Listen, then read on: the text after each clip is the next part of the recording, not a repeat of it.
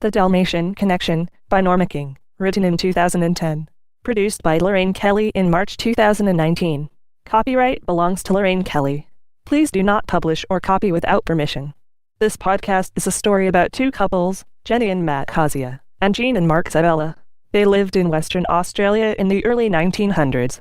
Included is what was happening around them, 2 international exhibitions and excerpts of 2 intriguing diaries. They were a part of a unique community in Western Australia. Chapter 1. The Kazeas. Jenny Kazea and her husband Mat had met and were married in Allendale, Victoria.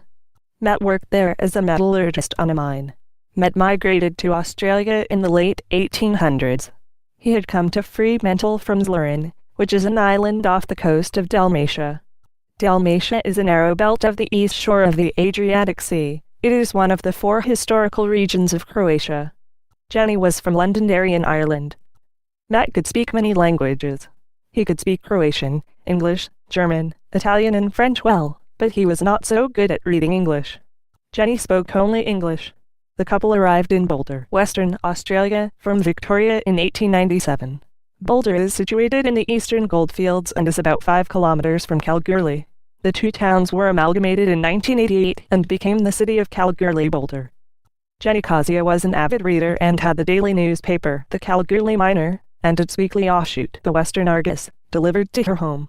After reading the papers, Jenny discussed the news of the day with her husband when he came home from work.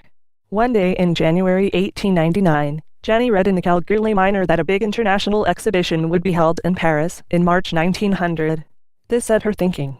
For some time, she and Mat had been talking about making an overseas trip to see his family in Zlarin and hers in Ireland. Jenny suggested they leave Australia early in 1900, and while away, visit the Paris exhibition. They had already visited the Coolgardie International Exhibition. When Mat and Jenny Kazea were living in Boulder, Mat worked for, or was involved with the business of Ludwig Hans watchmaker, jeweler and goldsmith. This was situated in P Street, and Mat and Jenny lived in the residence attached to the shop. There was also a family connection between the Hans and Kazeas, because in 1898, after Ludwig Hans was divorced from his first wife, he married Jenny's sister, Hannah Stevenson. Hans' business was a lucrative one, most likely because of his dealings as a gold buyer. In October 1898, Hans was charged with buying 27 ounces of gold slimes from a man called Bowman. Bowman was subsequently charged with stealing the slimes from the Brown Hill gold mine and treating it to extract the gold. Before this time, there was no law that required gold buyers to keep records. However, in February of the following year, there was a regulation that gold buyers had to buy a yearly license and keep records of every gold transaction. This apparently did not deter Hans from buying stolen gold, and although he was fined 2 or 3 more times for that offense, it appears he was never sent to prison. Seeing that Mat was later able to take 6 months off work to travel overseas, one wonders if he was involved in any of these shady transactions. However, it does not seem so, as his name was never mentioned in any of the court cases that were held against Hans.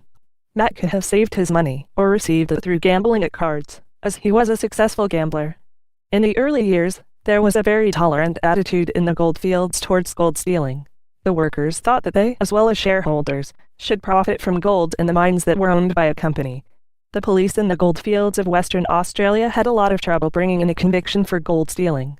An official report by them to Parliament in 1899 stated that, "Both the staff and myself have done our best to cope with it, but our efforts present themselves to me in the light of a child's endeavors to bail out a river with a spoon." End of chapter 1.